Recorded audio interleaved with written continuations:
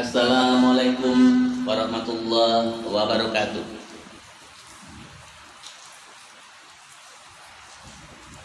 Salam sejahtera bagi kita semua. Salam budaya gunung sejati untuk Nusantara dan di luar Nusantara, untuk Indonesia dan di luaran daripada Indonesia. Ketemu lagi pada hari ini sama Sabu Jagat Cakra Buana yang akan meneruskan video yang kemarin membahas tentang Islam, yaitu Islam dari peradaban sekarang sampai Islam ke bangsa wali yang datang itu. Nah, mengenai hal-hal yang Islam, penyembah pohon, Islam penyembah berhala, yang pemerintahannya itu menyembah pohon, pemerintahan kita Islam kita juga menyembah. Itu sudah saya bahas video yang sebelumnya. Ya, makanya untuk hari ini saya akan membahas tentang Islam dari wali sampai ke sejarah Jawa, yaitu sejarah mengenai ramalan Jayabaya.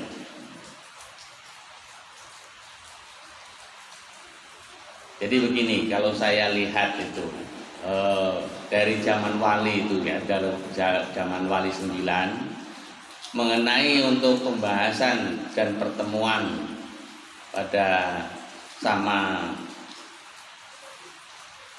yang Kertabunyi, yaitu Brawijaya kelima.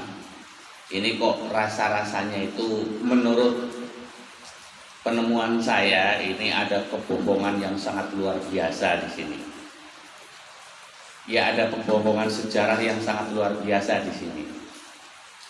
Makanya oleh karena itu saya akan mengajak para pemuda dan pemudi kita dan para sesepuh dan penisepuh kita untuk memahami hal ini. Coba dihitung, karena mungkin pada kalian semua, sama kalian semua yang sudah pada memiliki ilmu tentang pengetahuan, ilmu pendidikan, sedangkan saya itu hanya membaca dengan sekemampuan di dalam saya melihat dan di dalam saya mendengar. Dan hanya sekemampuan itu, karena saya itu terus terang aja tidak bisa mendokumentasikan tentang penemuan-penemuan sejarah yang sebenarnya. Oleh karena itu saya mohon kerjasamanya untuk menyelamatkan negeri kita ini, menyelamatkan Nusantara ini. Karena selamatnya Nusantara atau runtuhnya Nusantara sekalian itu ada pada diri pemuda-pemudi kita, yaitu di antara 10 pemuda dan 1000 orang tua inilah yang akan memikul tanggung jawab besar mengenai Nusantara ini, yaitu amanah Bung Karno yang diamanahkan oleh kita semua. Inilah pada dasarnya yang akan saya bahas. Tetapi di sini saya akan meluruskan dan minta bantuan kepada kalian semua, coba dipahami. Begini, dalam sejarah Brawijaya 1 itu kan dimulainya dari tahun 1130.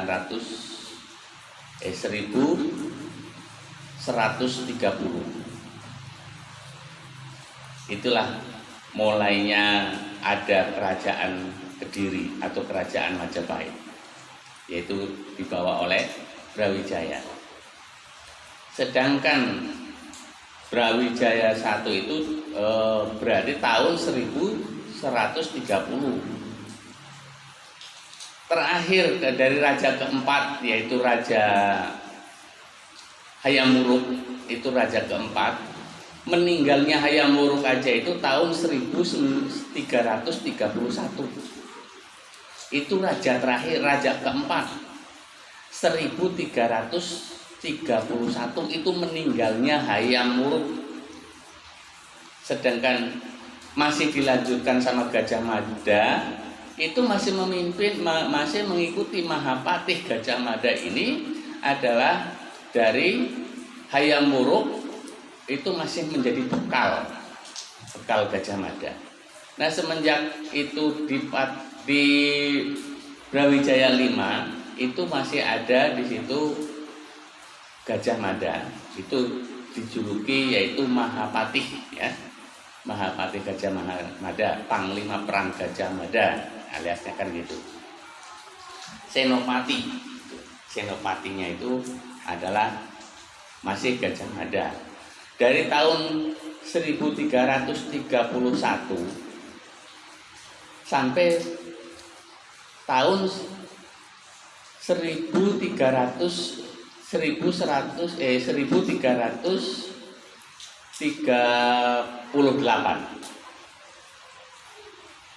ya, cuma 7 tahun dia. Raja yang terakhir itu hanya 7 tahun. Itu terakhir raja kelima. Nah, kalau ada Sabda Palon, ada Sunan Kalijaga, itu dari mana ini bisa nyambung? Dari mana ini bisa nyambung? Makanya saya itu dalam mengartikan ini itu bingung. Ada Sunan Kalijaga, ada para wali yang berhasil menaklukkan dan mengislamkan dalam sejarah itu, bisa mengislamkan Raja Kertabumi. Ini sangat jauh berbeda, jauh alam. Nah, setelah saya telusuri ternyata datangnya wali ke Pulau Jawa itu pertama kali datang itu kan Sunan Ampel. Sunan Ampel itu datang ke Pulau Jawa itu dari tahun 1443. Mana bisa ketemu sama Prabu Brawijaya 5. Lah, disinilah yang sebenarnya akan saya sampaikan ini. Nah, kebohongan inilah yang sampai sekarang itu masih menggelayut dan masih diagung-agungkan, dan masih itu tentang kesaktian siapa tuh Sunan Bonang melawan Mongolia. Tidak pernah ada itu, tidak pernah ada. Ini kebohongan inilah yang dibangun oleh orang-orang Islam radikal ini sebenarnya. Karena di situ berhasil melanjutkan lahirnya Kartosuwiryo, lahirnya LDII, itu adalah lahir dari Islam seperti ini.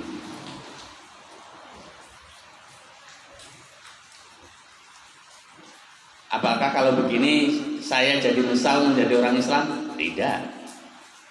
Karena pada dasarnya nanti akan saya buka sejarah tentang Islam, siapa itu Syekh Subakir dan siapa itu Syekh Mangir, siapa itu Wali Geseng, dan siapa itu Syekh Maghribi, dan Syekh Mahdum Husain, Syekh Mahdum Wali yang ada di Banyumas, dan Syekh Mahdum Husain yang ada di Rajawana Purbalingga itu. Dan sekaligus nanti akan aku buka dengan Syekh Mahdum Cahyana dan Syekh Atas Angin. Nah, ini ada kaitannya sama itu. Dari keturunan siapa? Dari siapa dia itu datang ke sini?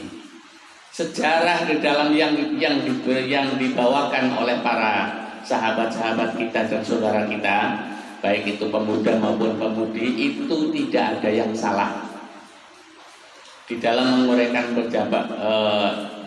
menguraikan sejarah bahwa ada perjanjian Sabda Palon sama Syekh Subakir memang benar. Tapi aku beritahukan bahwa Syekh Subakir itu tidak ada kaitannya dan tidak nyambung sama sekali sama sama Wali 9. Sama Wali 9. Nah, terkecuali Wali 9 ini itu bukan seperti Sunan Ampel, Sunan Bonang, Sunan Kudus dan sebagainya, Sunan Kalijaga, terkecuali bukan itu. Tapi kalau ini walinya itu tidak nyambung, tahunnya tidak akan ketemu, tahunnya tidak akan ketemu. Sedangkan Syekh Subakir perjanjian sama Sabda Palon itu sebelum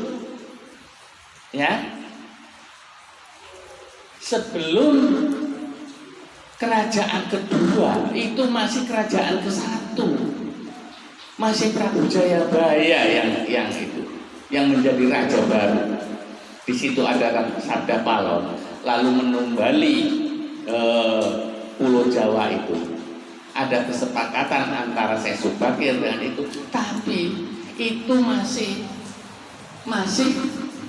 di Raja Jayabaya, masih Prabu Jayabaya yang ke-1.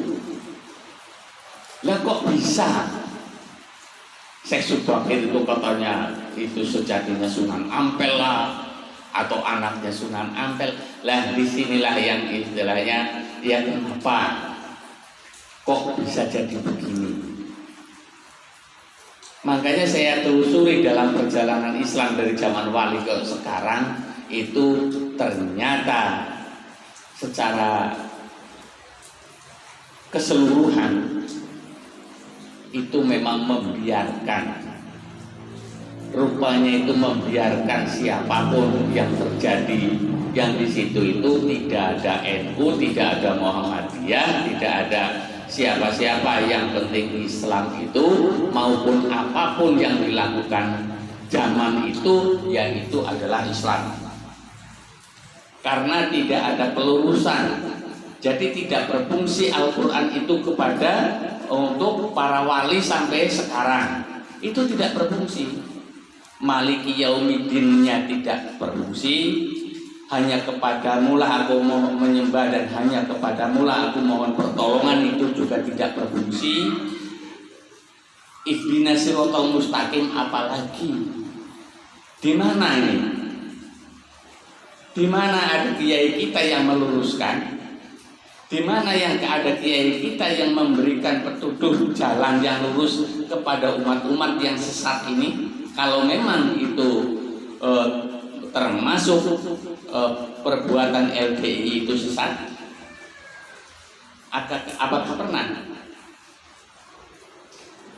sama-sama Islam penyembah pohon di zaman Soeharto itu sama-sama tidak ada LDI, tidak ada NII, tidak ada NU, dan tidak ada Muhammadiyah, tidak ada Persis apalagi. Itu semuanya menjadi Islam yang benar-benar sangat mengerikan pada saat itu. Sampai sekarang kejadian itu adalah Islam negara di dalam negara. Presidennya dari PKS, menterinya dari Khilafatul Muslimin, itu sudah terbuka. Perbuatannya yaitu suka menerak manusia.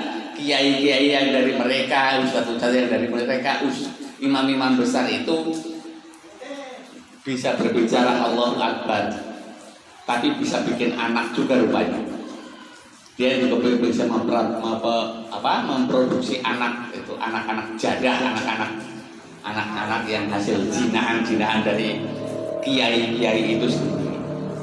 Yang paling saya itu prihatin banget, ya kenapa kok tidak ada satupun kiai, tidak ada satupun tokoh kita yang mengatasnamakan sudah kiai, ijazahnya sudah kiai, ijazahnya bahkan ada yang mewali-walikan, bahkan ada yang satria pendidikan, bahkan ada yang Imam Mahdi, Imam Mahdian.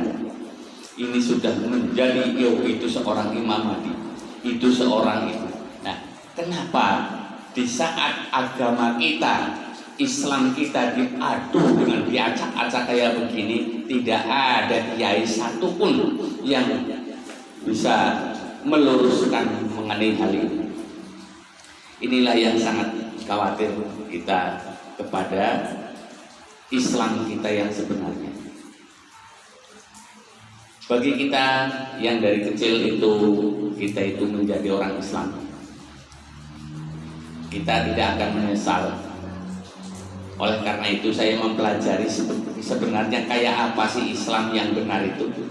Islam yang menurut bimbingan Rasulullah dan ya kita itu sebagai umatnya Rasulullah. Nah, itu.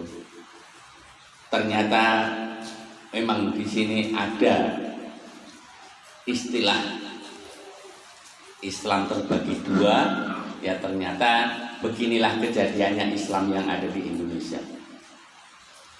Kita sama sekali tidak menjelek-jelekan Islam, tapi ini saya akan menunjukkan dan akan memberitahukan, dan ayo kita pikirkan bersama. Kita itu yang bersama, kita rembuk bersama. Kok begini Islam kita? Kok begini Islam kita? Nah kalau begini itu kapan Indonesia itu akan makmur? Kapan orang-orang tukang kuli panggul itu bisa istirahat untuk tidak menjadi tukang kuli panggul? Keturunan tukang kuli panggul, keturunan tukang rongsokan, keturunan tukang itu jangan jadi rongsokan lagi. Anak-anak kita itu mudah-mudahan bapaknya jadi tukang rongsok, anaknya itu jadi insinyur. Itulah kemauan kita sebenarnya. Tapi apa yang terjadi kalau ini dibiarkan? Kalau Islam ini dibiarkan merajalela kayak begini, waduh. Udah bukan hal yang mustahil kalau memang benar kata baik itu kata Siliwangi maupun kata Jayabaya, Pulau Jawa akan terbelah terbagi dua. Bukan mungkin tidak akan terbelah menjadi dua, malah justru akan hilang dari mata dunia. Ini bisa terjadi saking ragusnya orang-orang ini. Ya kita lihat aja itu atas nama ulama, atas nama NU, ya, atas nama NU menjadi ketua umum, menjadi partai besar, kelakuannya itu lebih baik kita itu berteman sama bajingan daripada berteman sama orang-orang yang seperti ini. Karena bukan hanya menggerogoti rakyatnya itu sendiri, pendukungnya itu sendiri, tapi justru orang ini malah menggerogoti negara dari DPR tingkat kabupaten sampai tingkat pusat. Ternyata ini malah menjadi selimut musuh di dalam selimut. Inilah. Ini harus diutarakan dan harus berani. Kita bertanggung jawab atas nama ini. Saya memberikan kayak begini. Biarpun umurku hanya 2 detik, biarpun umurku hanya bertahan hanya 5 detik, tidak apa-apa. Yang penting saya bisa mengutarakan dan menyampaikan apa unek-unek kita yang menjadi kemarahan di diri kita. Karena saya itu udah nggak tega melihat sekarang itu rongrongan dari orang-orang yang ada di atas itu. Orang-orang yang sudah menjadi pemimpin yang seharusnya jadi panutan dan bisa mengayomi dengan kita semua. Tapi apa yang terjadi? Kita kerja sebagai kontraktor.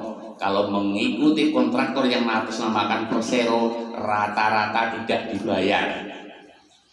Kita kerja kuli, apapun dari tukang gali sampai kuli bangunan, itu semuanya itu rata-rata. Yang atasnamakan Persero rata-rata mengatasnamakan Persero. Yang paling brutal itu adalah perseroan yang menangani di bidang kontraktor itu adalah Adikarya. Yang namanya karya-karya itu sampai PP itu, waduh, udah sangat luar biasa biadabnya terhadap tenaga-tenaga kita. Udah dari rumah itu pada bahasanya utang pinjam buat mencari nafkah, di itu barangkali ada lebihnya buat makan. Di situ kerja itu tidak dibayar.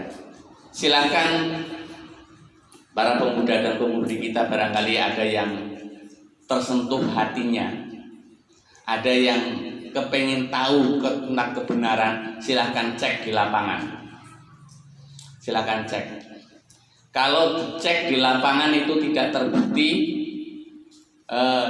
terbukti di antara kalian menanyakan 100 orang, di antara itu tidak ada 10 orang yang menjawab benar, kamu boleh cari saya bawa golok yang tajam, penggal kepala saya, nggak apa-apa. Saya pertaruhkan untuk Nusantara ini kepala saya. Inilah padahal Islam semua, sholat semua.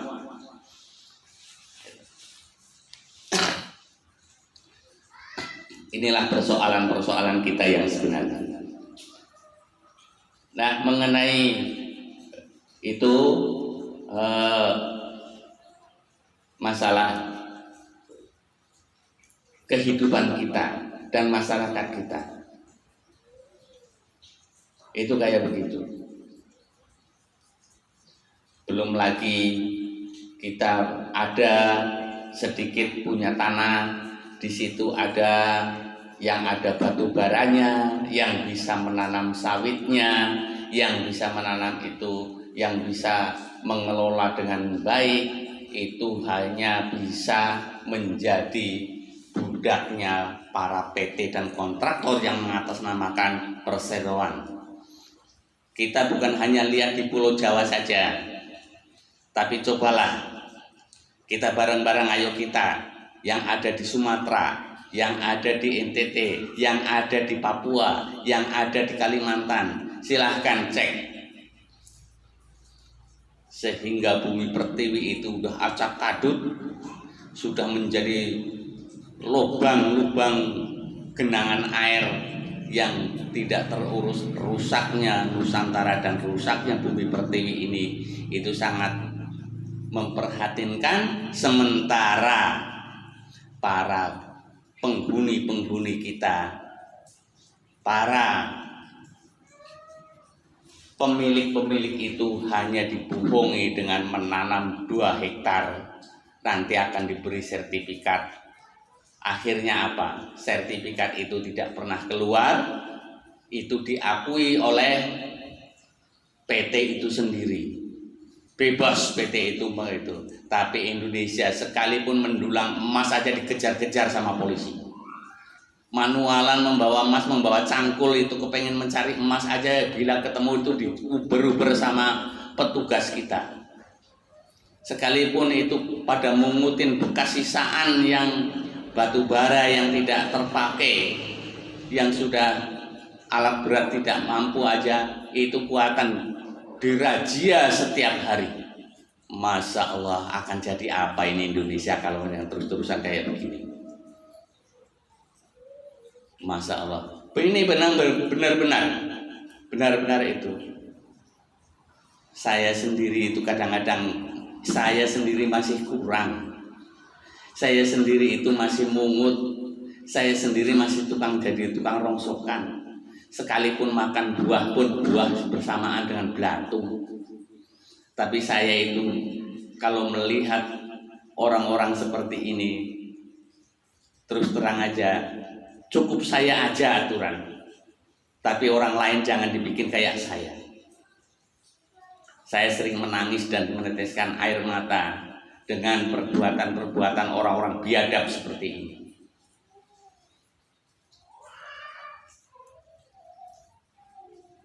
Oleh karena itu saya bersuara sekarang. Yaitulah, saking itu udah gak kuat nahan dari perbuatan-perbuatan orang kita kok begini ya. Orang kita kan begini. Jadi saya melihat demokrasi ini semenjak Soekarno tiada sampai sekarang itu udah dipakai bancakan sama orang-orang itu atas nama demokrasi, tapi semua itu udah saling caplok, saling cakar dari sini itu sampai hilang akal sehat manusianya. Sampai hilang akal sehatnya manusianya. Yang mencuri malah menjadi bapaknya demokrasi. Kan gitu. Tapi yang yang membela negara yang itu untuk bermanfaat untuk negara dan bangsanya, itu dibilang bau terasi. Lah disinilah mari kita lihat bersama-sama. Oleh karena itu jangan sampai salah kita dalam mengartikan sejarah atau ramalan. Ramalan itu tidak ada yang salah. Ramalan itu tidak ada yang salah. Tapi di Indonesia itu ada 3 fase kedatangan Islam. Ya, ada 3 fase. Nah, yang 2 fase itu adalah ya itu Islam zaman, satu fase Islam yang datang ke Pulau Jawa, yaitu adalah Islam yang masih sumbernya masih langsung daripada Rasulullah karena dibawakan oleh cucunya yaitu Syekh Hasan dan bersama kakeknya yaitu Sayyidina Ali. Itu pertama. Yang kedua datang itu yang dari Persia, apa dari mana tuh Pak Sunan Ampel atau itu ya, rombongannya itu 8 wali datang, terus ada wali ke-9-nya wali siapa tuh, Sunan Kalijaga yang disebutkan katanya wali setan. Itu.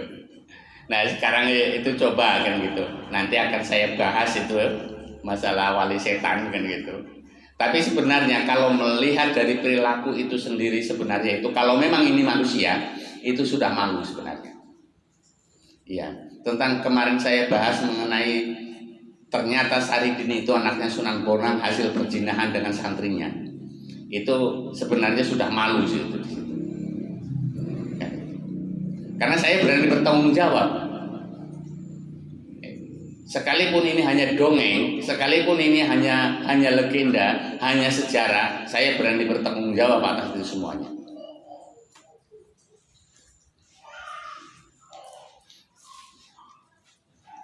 Begitulah yang bisa kami sampaikan. Mudah-mudahan bisa buat motivasi kepada teman-teman kita semua. Nah ini untuk langkah selanjutnya, mudah-mudahan dan insya Allah kita selalu diberi kesehatan dan selalu diselamatkan oleh Allah. Kita lanjutkan tentang apa yang seharusnya harus dikerjakan kepada 1000 orang tua, dan apa sebenarnya itu Bung Karno itu ngomong memberikan amanah kepada kita di antara 10 pemuda ini bisa menggoncang dunia itu karena apa? Lah ini disinilah nanti akan ada petunjuk di situ apabila misalnya para pemuda kita dan para pemudi kita itu sudah paham betul tentang itu dan sudah memahami, supaya kita itu apa? Kita itu berjalan, kita itu bekerja, kita itu membuktikan diri kita sendiri. Jangan percaya apabila tidak ada bukti, apapun bentuknya, seperti Al-Quran ini. Nah kalau nggak ada pemuda yang mau berjalan, kalau tidak ada orang tua yang mau itu sebagai panji-panji hitam kita, itu bagaimana? Apa nggak bedanya dengan kita itu mempelajari Al-Quran? Apa bedanya dengan kita itu menjadi orang Islam? Kita seharusnya sebagai orang Nusantara itu harus malu. Kalau memang kita orang Islam yang sebenarnya itu sudah harus malu kita. Di mana kita letak malunya kita? Di saat itu keberangkatan haji, setiap keberangkatan haji 200.000 umpamanya, itu 100.000 orang itu tidak bisa baca Al-Quran. 100.000 orang itu tidak bisa baca Al-Quran. Dan ada orang yang tidak bisa bahasa doa sholatnya aja itu nggak ngerti. Tapi udah berangkat haji. Nah, ini kalau itu seperti seharusnya itu para tokoh-tokoh agama itu udah malu di sini. sebenarnya. Malu pada dunia. Karena apa? Karena Islamnya itu kan terbesar di dunia. Ternyata survei telah membuktikan Islam kita hanya Islam KTP sebagian. Disinilah yang harusnya kita malu kepada dunia. Kita malu kepada bangsa Islam itu sendiri. Dan kita malu mengakui kita sebagai orang Islam dan mengaku kita sebagai kiai. Untuk apa kiai itu? Kalau bisanya hanya tidur aja. Ya. Untuk apa kiai itu? Untuk apa profesor itu? Untuk apa doktor itu? Kalau bisanya itu hanya menggerogoti uang negara, memakan gaji buta. Dia tidak mengenal antara halal dan haram. Kalau memang dia itu kiai, seharusnya dia itu tahu tentang wakul jahal hak wajhakul batil innal batila kana jahuko, atau wakul jahal hak wajhakul batil innal batila batilun kana jahuko. Ini sebenarnya diterapkan pada seorang kiai. Tapi apa yang terjadi? Justru kalau yang batil dia itu udah gagahnya itu, saktinya kayak orang tersakti di dunia, suaranya menggelegar, wibawanya keluar di saat menjadi saksi Ahok. Waduh, sangat luar biasa. Tapi di saat kita sudah menjadi orang yang nomor 2, apa kerjanya? Tidur saja dia, molor aja kerjanya. Masya Allah, sangat memalukan ini bagi dunia sebenarnya. Yang seharusnya dia itu ya bergunalah, bermanfaatlah sebagai seorang kiai untuk masyarakatnya sendiri saja. Kita sudah menjadi tabiatnya kayak begitu, untuk masyarakatnya sendiri-sendiri aja. Dari desa kelahirannya sendiri aja, bimbinglah dengan baik supaya agama itu menyerap di dalam hatinya, sehingga masyarakat bangsa yang dilahirkan di daerah itu bisa mengerti betul dan paham betul dan menjalankan betul syariat Islam itu. Lah ini malah tidak berguna untuk negara, boro-boro untuk bangsa dan negara. Untuk masyarakatnya sendiri, untuk RT-nya sendiri aja itu menurut saya itu tidak ada berguna apa-apa ini orang.